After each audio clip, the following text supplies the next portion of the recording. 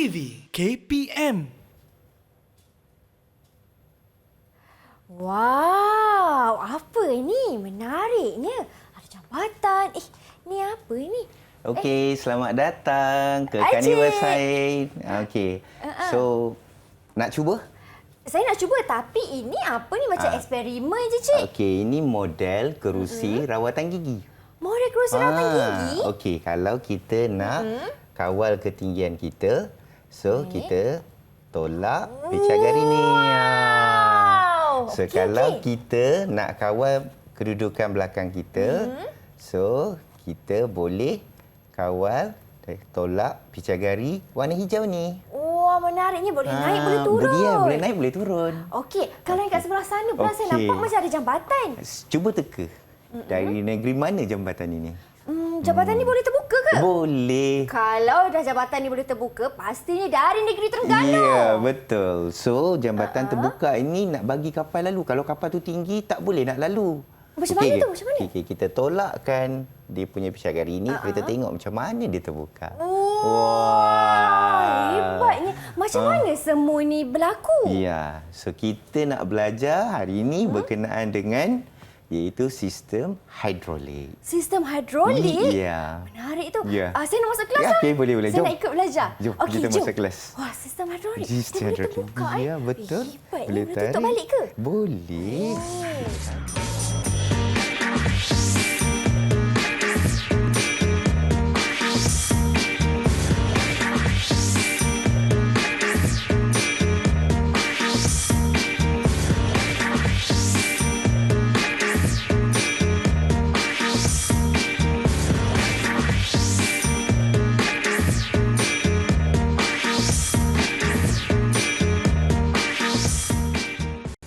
Selamat datang ke Carnival Science di Didik TV KPM.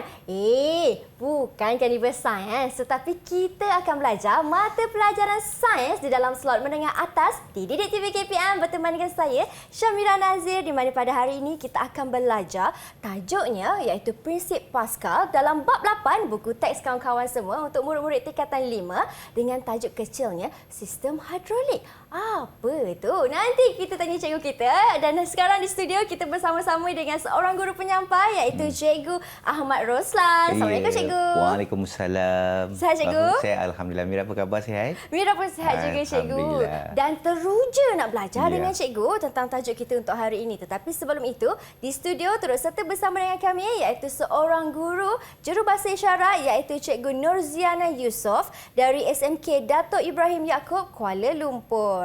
Apa khabar Cikgu Ziana? Terima kasih Cikgu kerana sudi bersama dengan kami untuk hari ini. Baiklah Cikgu Roslan. Ya, saya. Kita nak belajar tentang prinsip Pascal. Ya. Dalam tajuk kecilnya sistem hidrolik. Ya, betul. Tadi ada tentang kerusi rawatan gigi, Ya, betul. Jabatan Terengganu. Ya. Boleh Cikgu Roslan terangkan Cikgu? Okey, sebenarnya terima kasih Mira. Okey, selamat kepada semua murid-murid di rumah. Okey. Hari ini kita akan belajar berkenaan dengan prinsip Pascal iaitu sistem hidrolik. Okey, apa kaitan di antara prinsip Pascal dengan sistem hidrolik tadi? So kita tengok yang pertama. Okey, apa yang kita tahu dalam prinsip Pascal ini, dia menekankan konsep tekanan dalam bendali dalam sesuatu sistem tertutup. Okey, contoh kita tengok dekat sini adalah berkenaan dengan satu sistem fizikal di mana jirim tidak dapat masuk atau keluar daripada sistem tersebut. So dia tertutup. Okey, di mana tekanan yang dikenakan kepada bendali atau cecair itu membuatkan beban tadi bergerak. Okey. So kita tahu juga contoh air daripada lubang paling bawah seperti gambar rajah yang kita tengokkan di bawah ni, iaitu jika kita gunakan satu botol, kita masukkan air dan kita tekan dia dan kita akan nampak kita akan berikan tekanan. So pergerakan bendali tadi akan memenuhi ruang yang ada dalam botol. Okey, itu kita panggil dia sebagai konsep tekanan dalam bendali untuk sistem tertutup. Okey, kita bagi keadaan yang kedua pula di mana kita buat lubang pada botol tersebut.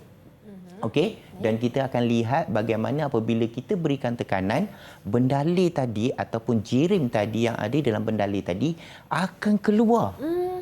Berlumba-lumba tak keluar daripada botol tu tadi. Ya. So itu kita panggil dia sebagai konsep tekanan tapi dalam sistem yang terbuka. Okey. Oh, So okey. kita tengok dekat sini juga jika daya dikenakan ke atas permukaan air, okey, dengan memampakkan botol plastik yang bertutup, okey, air dari setiap lubang akan terpancut lebih jauh dengan jarak tambahan sama seperti rajah yang kita nyatakan itu. Okey. Kerana adanya tekanan je, Yes, ada tekanan. So kita tengok lebih jelas lagi. Okey, ini contoh gambar bagaimana prinsip Pascal tadi berfungsi. Okey, kita tahu bahawa prinsip Pascal ini adalah menyatakan penyebaran tekanan yang dikenakan pada suatu bendalih atau cecair atau gas. Bukan cecair saja, Mira. Gas pun boleh kita katakan sebagai bendalih yang bergerak untuk mengangkat beban atau menggerakkan beban. Okey, dalam satu sistem tertutup secara seragam pada keseluruhan bendalih tersebut ke semua arah. Contoh tadi macam Mira tekan tadi kan, kerusi tadi. Ya. So, tengok bagaimana dia mengangkat beban itu, bergerak ya. Okey, kita tengok macam mana dia naik ke atas. Baiklah, dia naik. Disebabkan oleh beban tadi dikenakan tekanan tadi oleh picagari tadi. Baiklah. Okey, kalau kita tolak dan juga kita nak kawal dia punya pergerakan di belakang kita, so kita tolakkan dia naik ke atas. Kita rendahkan sikit pada bawah tu. Okey, so kita akan nampak bagaimana Dia boleh naik dan turun lah, cikgu. Yes, boleh naik dan turun. Baiklah. Wow, ini semua kerana adanya tekanan dalam bendalih itulah, cikgu. Yes, betul. So kalau kita cakap lebih spesifik lagi ataupun lebih terus terang lagi adalah berkenaan dengan berkenaan dengan prinsip Pascal ini, di mana prinsip Pascal ini tekanan yang dikenakan pada bendalih dapat menggerakkan beban. Baiklah, cikgu. Tadi bila cikgu sentuh tentang adanya penyebaran tekanan yang dikenakan pada bendalih ni yang boleh menyebabkan berlakunya pergerakan suatu objek tu, Mira teringat dalam kereta kita pun ada sistem ini yang dikenakan kan? Betul. Tapi selepas ini nanti cikgu Roslan akan terangkan dengan lebih jelas apa yang ada dalam kereta kita ni sebenarnya ni. Mungkin di skrin kita, di rumah kita tak tahu, tetapi kita akan belajar dengan cikgu selepas ini hanya dalam slot menengah atas di Didik TV KPM, jadi jangan ke mana-mana.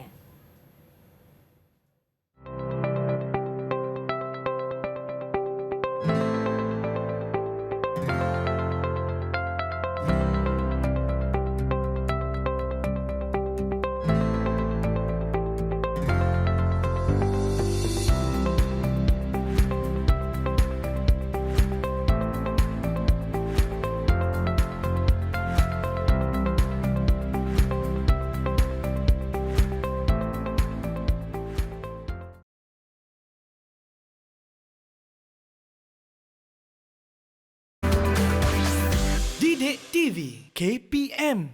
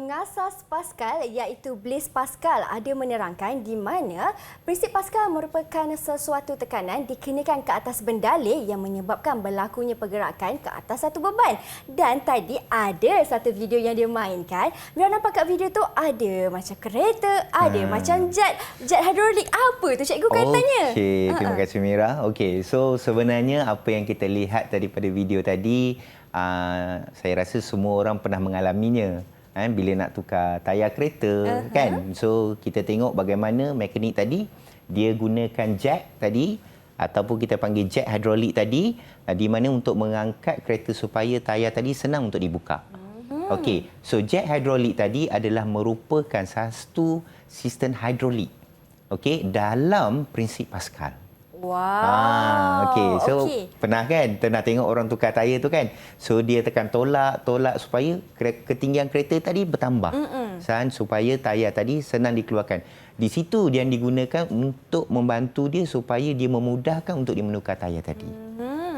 Okey. Kat situlah prinsip Pascal ni dimainkan ke situ? Yes, betul. Okey. Baiklah cikgu. Okey, so kita teruskan. Sebenarnya dalam prinsip operasi sistem hidrolik ini, dalam prinsip Pascal tadi, kalau kita lihat prinsip asasnya adalah sistem hidrolik melibatkan pemindahan tekanan ke semua arah berdasarkan prinsip Pascal. Okey, kalau kita tengok sistem hidrolik ini digunakan untuk membuat kerja berat. Biasanya macam kita nak tukar tayar kereta tadilah. Kan? So merupakan satu beban yang agak berat. So kita memerlukan bantuan atau sokongan lain supaya untuk memudahkan kerja kita tadi. So sistem hidrolik adalah merupakan suatu sistem yang membantu untuk memudahkannya, di mana dia dapat menghasilkan daya output yang besar untuk mengangkat beban yang berat. Okey, kalau kita tengok dekat sini berdasarkan pada gambar pada rajah tersebut, sistem hidrolik ini terdiri daripada dua silinder beromboh dengan luas permukaan yang berlainan. Mungkin kita akan nampak satu yang mempunyai tekanan dan satu lagi yang mempunyai beban. Macam kita guna jet tadilah.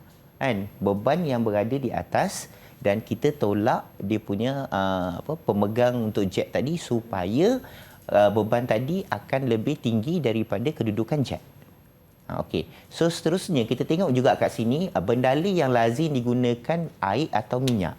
Contoh macam jet hidrolik tadi, kita gunakan minyak sebagai bahan untuk menguatkan supaya tekanan yang dikenakan kepada beban tadi bertambah. Okey, dan kita tengok kat sini air atau minyak digunakan kerana tidak mempunyai bentuk tetap dan tidak boleh dimampatkan. Contoh kalau kita tengok bagaimana proses di mana sistem hidrolik tadi berfungsi. Okey, dia membuatkan tekanan yang dihasilkan itu adalah seragam. So, air dan minyak tadi tidak dapat membuatkan dia jadi lebih mampat. So, kita rasakan air atau minyak tadi adalah lebih sesuai digunakan dalam prinsip dalam operasi sistem hidrolik. Okey, dalam prinsip Pascal yang berkait dengan sistem hidrolik, tekanan yang dikenakan oleh omboh kecil adalah sama dengan tekanan dihasilkan pada omboh besar. Okey, kalau kita tengok, yang pertama berkenaan dengan omboh kecil iaitu di mana kedudukan pemegang pada jet hidrolik tadi dan bersamaan dengan tekanan pada omboh besar yang mengangkat beban.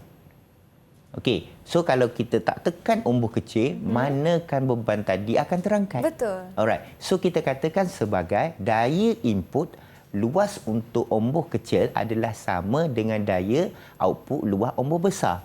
Contohnya macam ni Mira.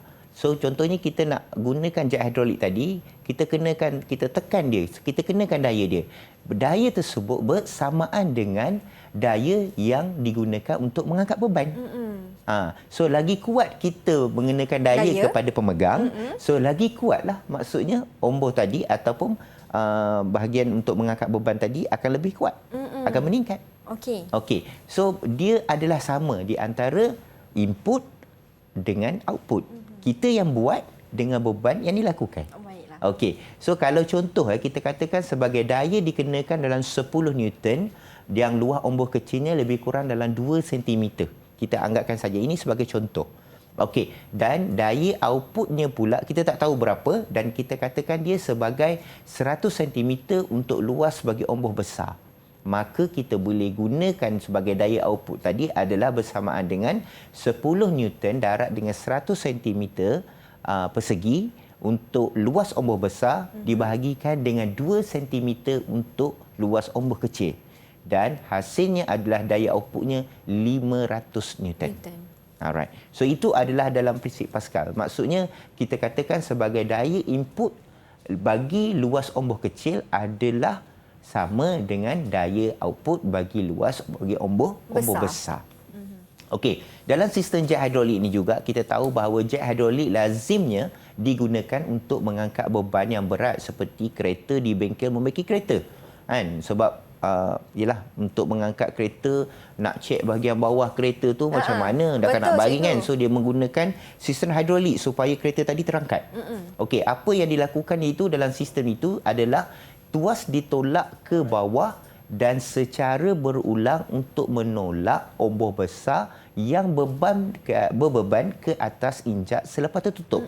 Maksudnya di sini, contohnya bila kita gunakan jet hidrolik tadi ataupun sistem hidrolik tadi, okey, di mana beban di antara kereta tadi yang kita angkat tadi adalah bersamaan dengan nilai daya yang kita kenakan kepada dia punya jet hidrolik tadi. Okey, kalau kita tengok juga sebaliknya apabila injak pelepas terbuka atau ombor besar yang berbeban akan turun kembali ke kedudukan asalnya. Kalau kita tengok ini adalah contoh dalam sistem jet hidrolik. Okey, kita tengok tadi kita katakan sebagai tuas berada pada keadaan ombornya adalah lebih kecil dan ombor besar melibatkan beban.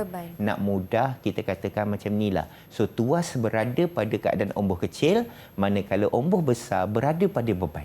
Baik. Okey. So kita seterusnya kita tengok apakah 3 operasi sistem jet hidrolik ini. Yang pertama kita katakan untuk menambahkan ketinggian ombor besar yang berbeban. Contoh kita tengok pada tuas. Senangnya adalah kita tengok keadaan tuas, kita tengok keadaan ombor besar. Sama ada ombor besar naik ataupun tuas tadi ditolak ataupun ditolak ke atas atau ditolak ke bawah. Okey, untuk dalam kes yang pertama iaitu 3 prinsip asas dalam sistem jet hidrolik iaitu menambah ketinggian ombor besar yang berbeban, tuas tadi ditolak ke bawah. Okey, apabila kita tolak ke bawah, so ombor kecil tadi akan mengenakan tekanan ke atas cecair. Macam tadi Mira tolak saja pecahgari tadi, so cecair tu berlari-lari. Terus saja memenuhi ruang pada salur getah tadi. Okey, dan di mana dia akan menolak menolak beban tadi. So beban tadi akan memindahkan cecair tadi akan memindahkan tekanan ke ombor besar berbeban lalu menolaknya ke atas. Macam tu. Wah. Simple je, mudah je. Okey, kita ada 2. Yang kedua iaitu mengekalkan ketinggian atau kedudukan ombor besar apabila tuas tadi ditolak ke atas. So kita nak kembalikan keadaan asal dia balik. Tengok Mira dah buat tu. So kita kembalikan keadaan asal dia balik.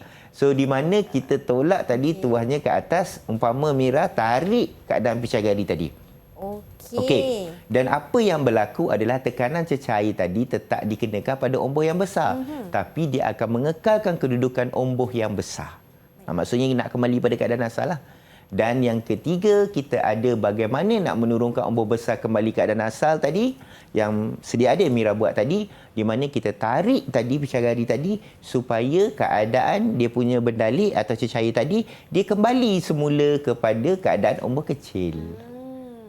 So kita tolak, bendalik akan terus bergerak ke pipe tadi, okey, dan dia akan mengangkat beban. Alright. So kita nak tarik balik keadaan asal. So kita tarik balik dia punya injap tadi atau tuas tadi ataupun pecahgari itu tadi. Murid-murid di rumah boleh ya. Okey. So dia akan kembali kepada keadaan asal. Wah. Saya dah faham dah cikgu. Senang saja kan untuk prinsip Pascal ni kan. Kalau kita faham betul konsep dia. Saya dah faham cikgu. Ada satu soalan ke cikgu nak uji saya? Boleh. Okey. So nak tanya Mira, okey, adakah Mira tahu apakah lagi yang biasa kita gunakan sistem hidrolik ni selain daripada jet hidrolik? Tadi Mira ada bagi tahu saya tadi. Yang dalam kereta tu kan, ya, cikgu? Okey. Kalau tak silap Mira, dalam kereta sekarang ni ada juga satu sistem iaitu sistem brake hidrolik, cikgu. Ya, betul Mira. Tepat sekali. 5 bintang untuk Mira. 5. Terima kasih, cikgu. Okey, 5 bintang. Betul, tepat sekali. Okey, dalam kereta memang ada menggunakan sistem hidrolik. Yang paling mudah kita nak tahu adalah iaitu sistem brake. Okey. Sistem brake yang biasanya kalau kita tahu bahawa brake ini kita gunakan dia untuk memberhentikan kenderaan apabila kita bergerak. So tak ada brake, macam mana kita tu nak berhenti? Betul. Okey, tapi bagaimana pula kalau sistem brake hidrolik ni dia berfungsi? Kalaulah Jack tadi dengan kita menggunakan tekanan dan lalu beban itu akan terangkat. Tapi kalau brake macam mana pula? Kita akan tanya cikgu, adakah konsepnya sama juga ataupun sedikit berbeza? Hanya di dalam slot mendengar atas Didik TV KPM. Jangan ke mana-mana. Alright.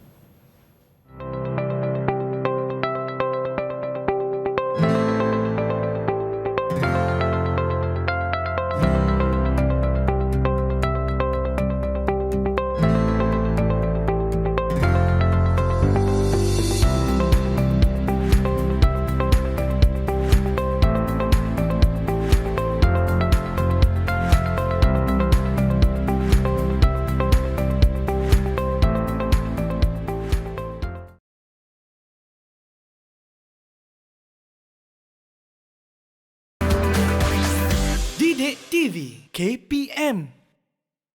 Sistem hidrolik ialah pemindahan tekanan ke semua arah di dalam prinsip Pascal. Dan sekarang ni kita nak tanya cikgu pula bagaimana sistem hidrolik ni berfungsi di dalam sistem brake hidrolik di dalam kereta, cikgu. Ya, betul. Macam mana dia berfungsi, cikgu? Okey. Tadi kita dah tengok berkenaan dengan macam mana nak buat brake ni. So di depan Mira pun ada yang kita buat satu model brake ni. Tapi sebelum cikgu pergi lebih lanjut berkenaan dengan model yang kita buat menggunakan bahan-bahan terpakai ni, kita tengok dulu sebenarnya apa itu sistem brake hidrolik.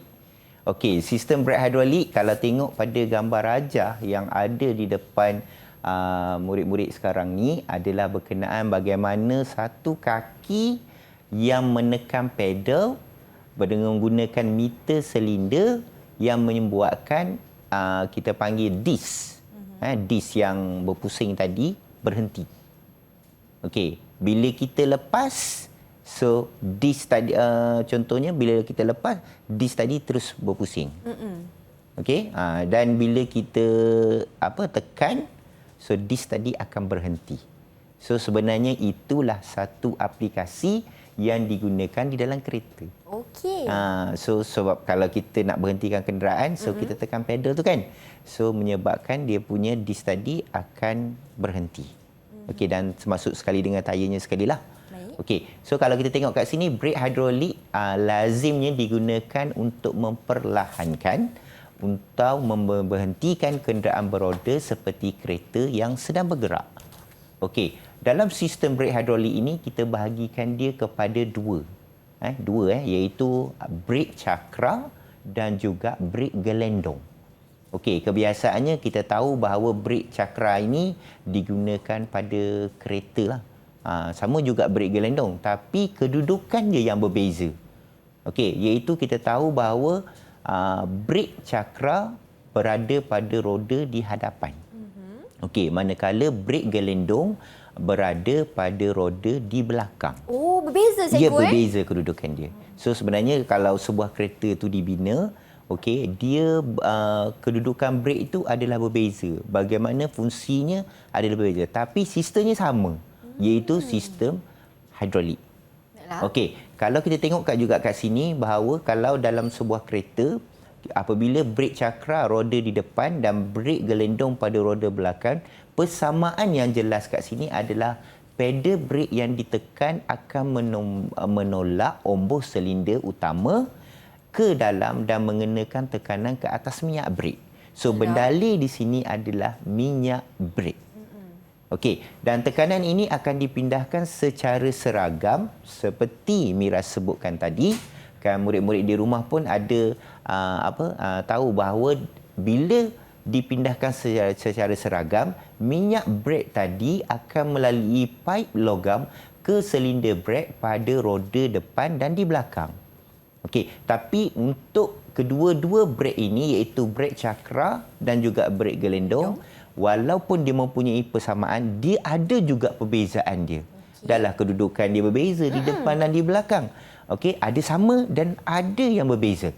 Okey, yang berbeza di sini adalah brake cakra pada roda depan, tekanan akan menolak omboh dalam silinder brake, menolak pada pad brake lalu tertekan ke atas piring keluli pada brake cakra ataupun kita panggil brake disc tadilah. Okey. Dan perbezaan yang kedua adalah daya geseran antara pad brake dengan piring keluli atau brake disc tadi memperlahankan atau memberhentikan putaran roda hadapan sahaja.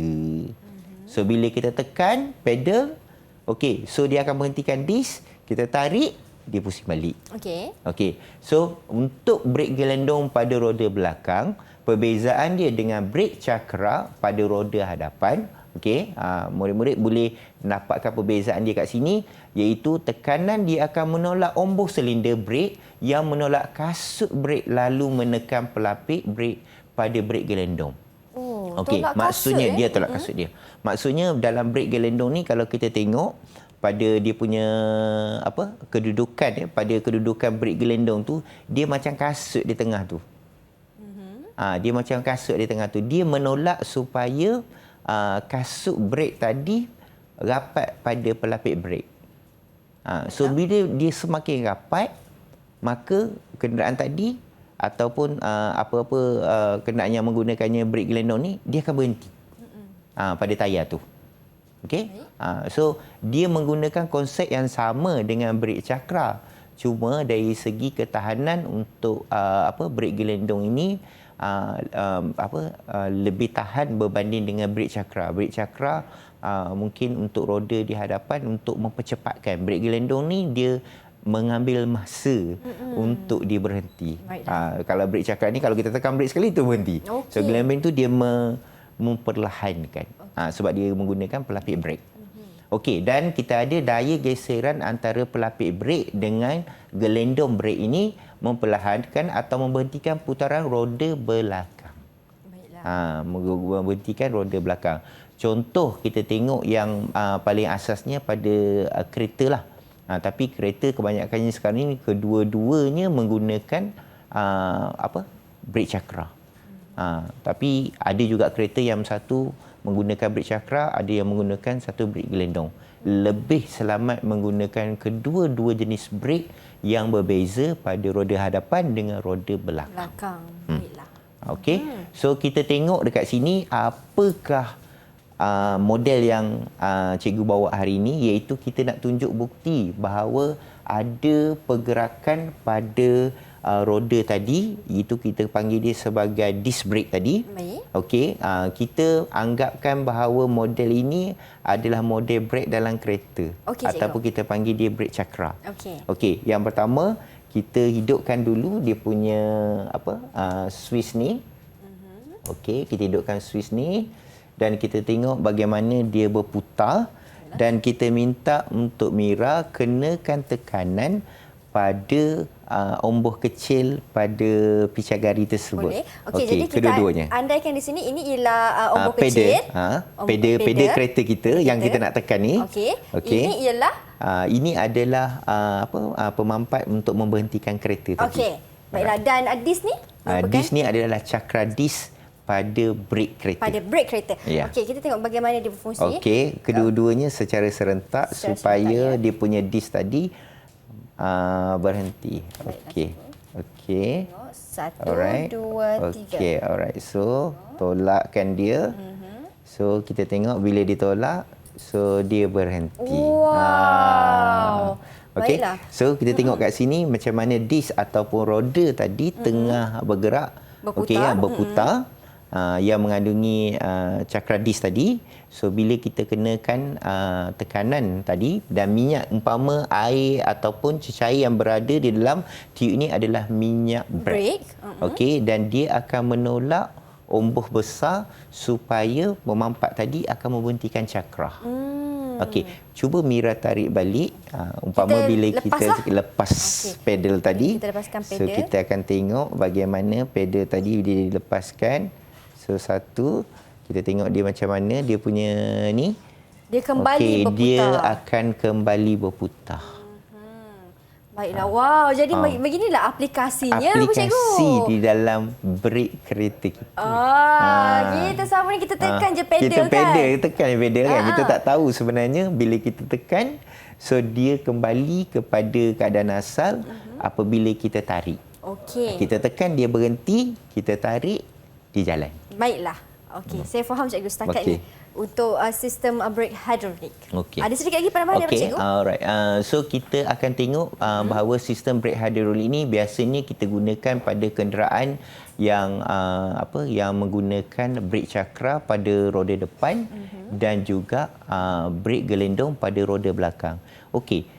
Untuk pengetahuan Mira, untuk brake cakra pada roda hadapan ini biasanya dia memerlukan dia memerlukan cakra yang berpusing. Maksudnya kita gunakan pada kenderaan yang kita boleh berhentikan dia serta-merta. Baiklah. Okey, manakala untuk brake gelendong pada roda belakang ni, biasanya kalau kita memerlukan contohnya macam lori, kenderaan-kenderaan yang berbesar. So apabila kita tekan sahaja dia punya brake itu, pergerakan dia tidak akan berhenti secara terus. Dia akan berhenti secara perlahan, lahan dan akhirnya berhenti. Dan kita tahu juga bahawa bukan minyak brake sahaja yang boleh dikatakan sebagai bendalih yang ada di dalam kita punya sistem brake. Ada kenderaan yang menggunakan gas. Okey, gas. Gas di mana gas tadi umpama seperti kita gunakan omboh tadi untuk menolak gas tadi, untuk mampakkan gas supaya omboh besar tadi akan bergerak untuk mengangkat beban. Dalam kiss brake, dia untuk memberhentikan disc brake. Jadi sebab itulah orang kata kalau kekurangannya minyak brake ataupun kurangnya gas dalam gas untuk brake dalam kenderaan itu yang tak boleh nak berhenti tu. Ya, betul. Kadang-kadang mungkin kita ada kebocoran pada salur pada salur pada brake tadi. Menyebabkan minyak tadi. Sebab itu kita tahu bahawa kita ada dalam prinsip Pascal iaitu mesti sistemnya adalah tertutup. Bila dah bocor, cecair atau bendalih tadi keluar, so nak mampakkan bagi tekanan tadi dah tak boleh lah sebab dia dah keluar dah. Cecair tadi tidak dapat untuk menggerakkan omboh yang besar. Baik, Cikgu. Okey, saya nak tanya Cikgu satu soalan. Adakah ini untuk brake ni hanya pada kenderaan yang ada sistem hidrolik sahaja? Tapi kalau seperti contoh mudahnya, kalau basikal lah, anda kata, kalau kita brake ke basikal, adakah sistemnya sama ataupun berbeza, Cikgu? Berbeza. Biasanya kalau yang selain daripada selain daripada kereta menggunakan brake hidrolik, yang kita nampak yang lebih jelasnya mungkin pintu pagar automatik. Pintu pagar automatik pun sama menggunakan sistem brake hidrolik. Ataupun dia menggunakan sistem hidrolik. Kita bukan panggil sistem brake hidrolik tapi menggunakan sistem hidrolik. Contoh lain selain kalau kita tengok adalah macam basikal tadi. Basikal tadi hanya kita gunakan cekaman sahaja. Ataupun kata lain kita kata bentuknya adalah macam brake gelendong. Tapi dia cengkamkan tayar tadi supaya tayar tadi berhenti. Baiklah. Okey, Cikgu. Nampaknya saya dah faham tentang sistem brake hidrolik ni, Cikgu. Cikgu nak uji saya ke, Cikgu? Sebab Cikgu macam ada soalan nak tanya saya tu. Okey. Selain daripada kereta menggunakan sistem brake hidrolik ni, kita juga menggunakan dalam kehidupan seharian kita, iaitu contohnya seperti untuk mengangkat barang. So boleh Mira berikan satu contoh mengangkat barang ke orang ke, apakah contoh yang menggunakan sistem hidrolik ini, seumpama seperti menggunakan brake hidrolik? Wah. Apa yang lain objek lain yang menggunakan sistem ini? Aplikasi dalam kehidupan seharian kita. Kalau Mira kata kerusi, boleh ke, Cikgu? Boleh.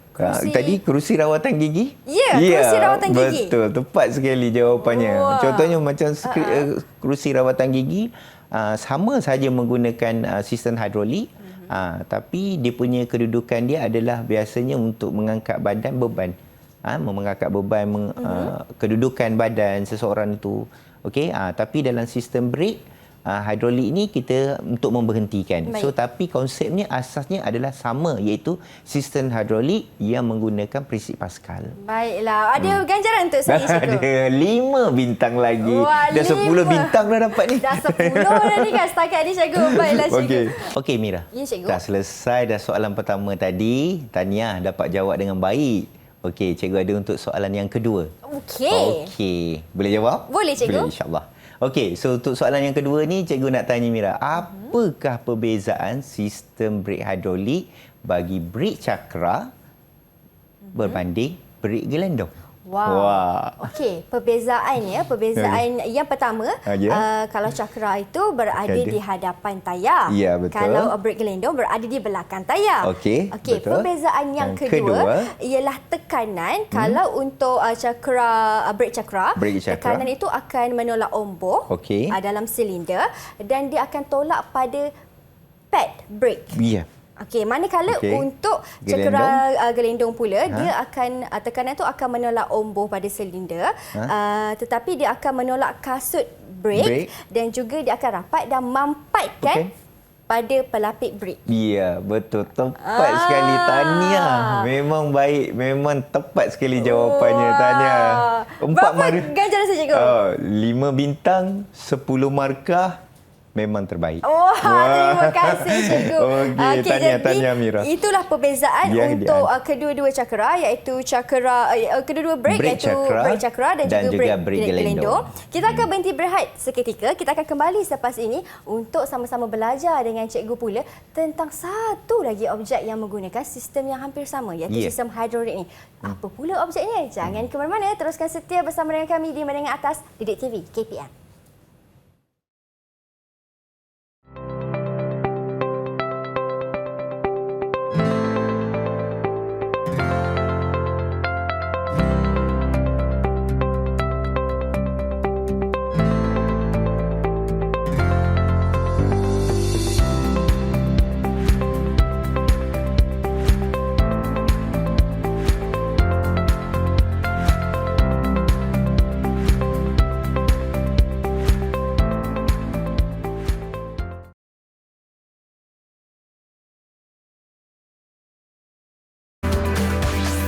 Didik TV KPM.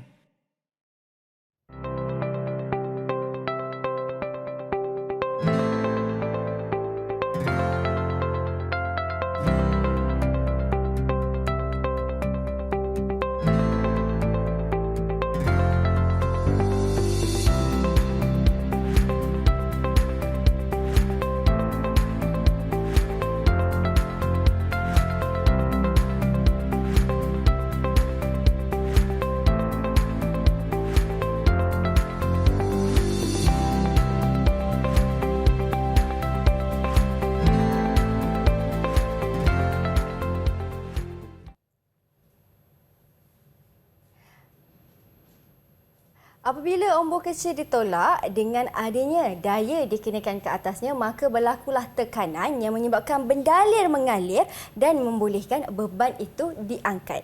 Itu merupakan orang kata hidrolik, iaitu sistem hidrolik di dalam prinsip Pascal. Betul, cikgu? Betul, tepat sekali Mira. Okey. Dan tadi ada video iaitu video kerusi rawatan gigi. Ya, betul Mira. Bagaimana pula objek ini ataupun kerusi ini berlaku dia punya sistem hidroliknya? Okey, terima kasih Mira. Okey, sebelum tu kita tengok dulu asas dalam prinsip Pascal. Iaitu prinsip Pascal berkenaan dengan bagaimana contoh yang paling dekat operasi kerusi rawatan gigi, iaitu dia mengaitkan bagaimana penggunaan sistem hidrolik. Okey, kalau kita tengok pada sistem hidrolik ni, bagaimana dikatakan sebagai contoh yang paling dekat untuk kerusi rawatan gigi ini, kita menggerakkan badan dan mengukur, membezakan ketinggian, dan pergerakan kita pada bahagian belakang badan kita hanya menggunakan sistem hidrolik.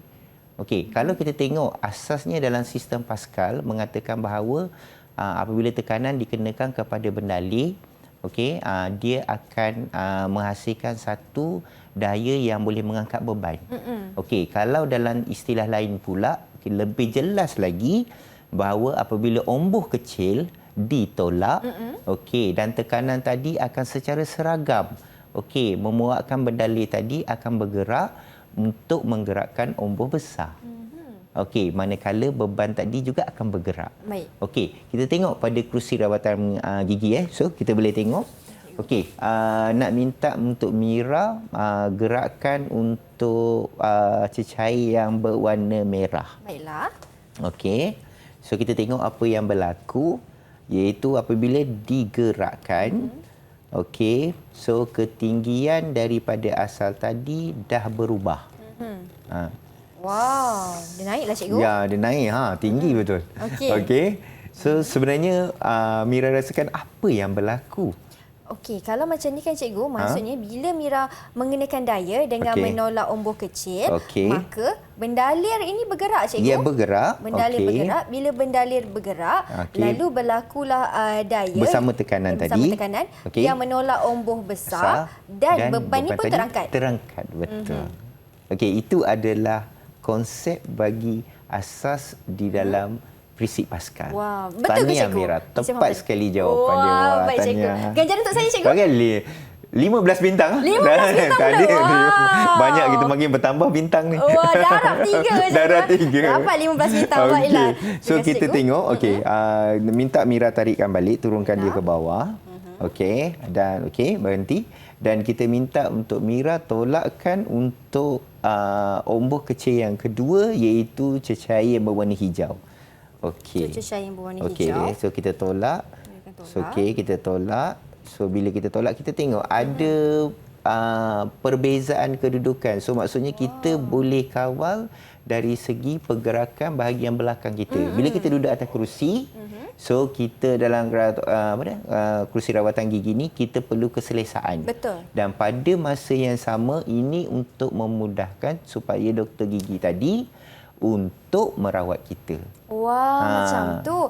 Dan untuk bahagian belakang ini konsepnya sama juga lah konsep cikgu? dia sama. Iaitu apabila adanya daya yang menolak omboh kecil, maka berlakulah tekanan yang menggerakkan bendalir dan tertolaklah omboh besar menyebabkan beban pun tadi akan terangkat. Tepat sekali. Rasanya Mira hari ini dah berjaya menguasai keseluruhan prinsip Pascal. Tahniah Mira. Terima kasih banyak-banyak Cikgu Roslan. Okey. So kalau kita tengok pada kursi rawatan gigi ini, dia tidak memerlukan tenaga yang begitu besar untuk menggerakkan kerusi ini. Dia kebanyakannya adalah menggunakan sistem hidrolik. Okey, dan kebanyakannya kursi rawatan gigi ini adalah untuk memudahkan doktor gigi untuk merawat pesakit. Dan sewaktu dia merawat pesakit itu, hanya dia menggerakkan menggunakan sistem hidrolik sahaja, kedudukan pesakit tadi dapat dirawat dengan sempurna. Wow, macam tu. Yeah. Okey, saya tanya cikgu, kalau untuk ini untuk kerusi rawatan gigi, kalau kerusi di dalam kereta kan cikgu, kalau kita betulkan kerusi dengan ke belakang, ke depan kan? Kalau yang itu, adakah dengan menggunakan hidrolik juga ataupun itu elektronik? Ya. Konsepnya sama Mira, iaitu menggunakan sistem hidrolik. Tapi dalam sistem hidrolik ini kita ada dua keadaan, iaitu sistem hidrolik yang kita lakukan secara manual dan satu lagi secara elektronik.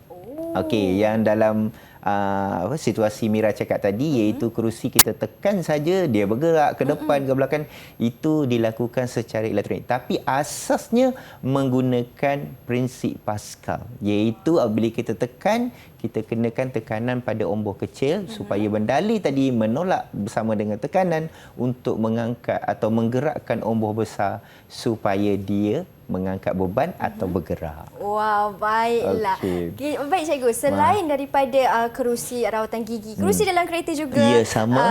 Apa lagi aplikasi lain dalam kehidupan kita cikgu yang kita menggunakan sistem hidrolik ni? Sistem hidrolik. Okey, banyak sebenarnya. Okey, murid-murid di rumah pasti daripada berada di persekitarannya, berada dekat rumah, di luar rumah, pergi jalan-jalan, pasti akan terjumpa dengan sistem hidrolik ni.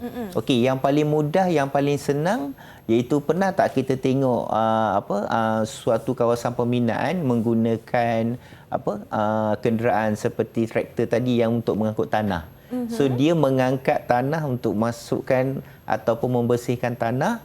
Itu kita katakan kenderaan tersebut menggunakan sistem hidrolik. Sebab dia mengangkat tanah, masukkan di dalam lori, menggali tanah, semua menggunakan. Kebanyakan untuk situasi dalam keadaan untuk pembinaan rumah, kebanyakannya menggunakan. Sebab sistem hidrolik ini dia menjimatkan kos, menjimatkan tenaga dan juga menjimatkan masa sewaktu untuk menjalankan kerja. Sebab tu kita belajar daripada tadi bahawa sistem hidrolik ini dia berfungsi yang paling baik adalah untuk mengangkat beban yang lebih besar. Yang mungkin kita tidak mampu untuk mengangkatnya sewaktu kita menukar tayar kereta, nak angkat kereta, nak tukar tayar tak mampu. Tapi kita gunakan sistem hidrolik melalui prinsip Pascal, kita dapat menukar tayar kereta tadi dengan lebih mudah. Wah, baiklah cikgu. Itu bagaimana sains membantu kita dalam kehidupan seharian, betul, cikgu. Okay. Baik cikgu, memandangkan kita dah sampai ke penghujung kelas kita, sedikit rumusan daripada cikgu Roslan tentang pembelajaran untuk hari ini. Okey, rumusan cikgu kepada murid-murid di rumah. Okey, jangan takut nak belajar prinsip Pascal ni. Itu perkara pertamalah. Bila dengar saja prinsip Pascal, mungkin murid-murid sendiri kata, oh mesti susah agak.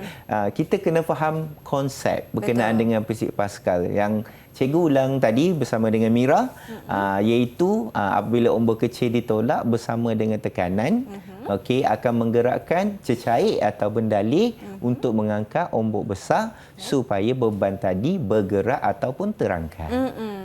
So itu adalah benda asal dalam prinsip Pascal. So jangan risau, boleh belajar dengan baik untuk prinsip Pascal ni. Dan rumusannya, sekali lagi cikgu katakan bahawa prinsip Pascal ini adalah satu prinsip yang kita gunakan dalam kehidupan sehari kita. Betul. Jadi jangan takut cikgu. Okey, dan cikgu, bagaimana rumusan saya secara keseluruhan sebagai anak murid cikgu untuk hari ini? Okey, alhamdulillah. Cikgu sangat beruntung dan bertuah hari ini dapat murid seperti Mira. Terima kasih cikgu. Kerana telah berjaya mendapat banyak bintang dan dapat menjawab soalan dan memahami prinsip Pascal dengan baik. Terima kasih cikgu. Itu kerana cikgu yang mengajar dengan begitu mudah menyebabkan murid-murid di rumah pun pastinya dapat faham tentang tajuk kita untuk hari ini. Dan cikgu, kalau mereka di rumah ingin mengukuhkan lagi pemahaman mereka cikgu tentang topik kita untuk hari ini, di manakah mereka boleh dapatkan sumber rujukan? Okey, sumber rujukan boleh didapat di portal Delima, iaitu di mana Sumberku boleh dapatkan maklumat daripada situ. Semua bahan boleh dapatkan di situ dan boleh dijadikan sebagai bahan rujukan untuk menambahkan pengetahuan. Baiklah. Okey, terima kasih banyak-banyak Cikgu Roslan atas perkongsian ilmu untuk hari ini. Terima kasih Mira. Baik, terima kasih. Semoga memberi manfaat kepada semua murid-murid yang menonton. Tak lupa juga terima kasih kepada Cikgu Juru Bahasa Isyarat iaitu Cikgu Nurziana atas kesudian bersama dengan kami untuk hari ini. Teruskan setia untuk menimba ilmu di Mendengar Atas Didik TV KPM. Saya Syamira Nazir. Assalamualaikum dan salam sejahtera.